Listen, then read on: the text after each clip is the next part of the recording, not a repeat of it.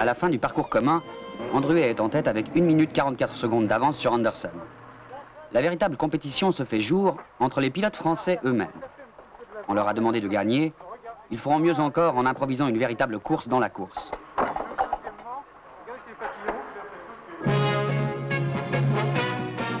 Le rallye de Monte-Carlo s'achève.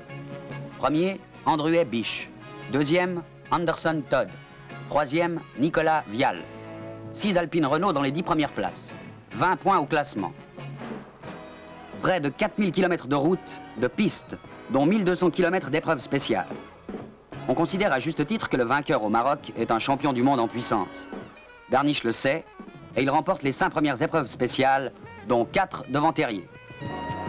2 mois plus tôt, dans le rallye du Portugal, sur un parcours très ingrat, Alpine avait déjà confirmé son avance avec la victoire de Terrier.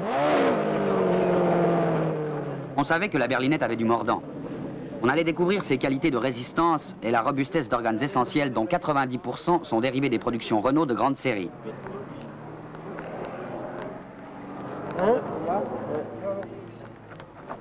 Regarde les triangles supérieurs.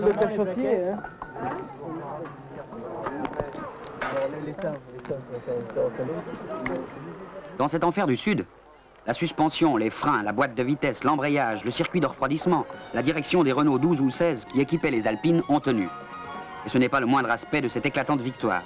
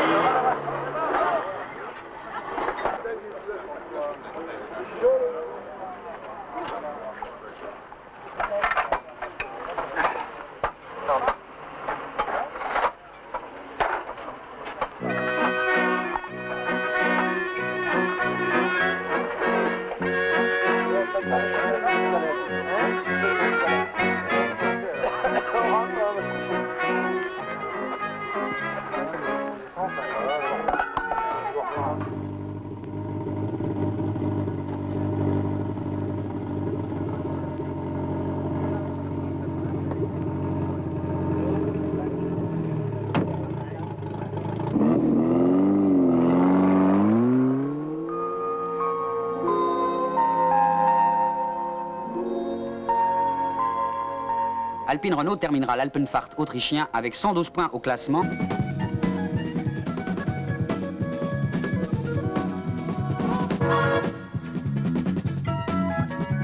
Le Tour de Corse allait prendre fin après 10 rallyes internationaux, 346 épreuves chronométrées et 29 621 km de course sur le triomphe des Alpines Renault. Nicolas Mahé se classait premier, Piot de Alexandris second, Terrier Calvart troisième.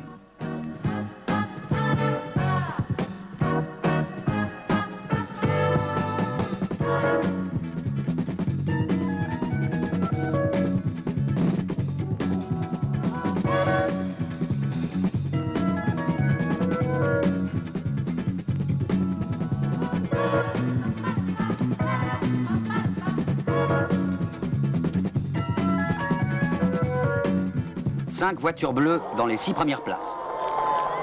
Le championnat du monde des rallyes 1973 n'est déjà plus qu'un souvenir.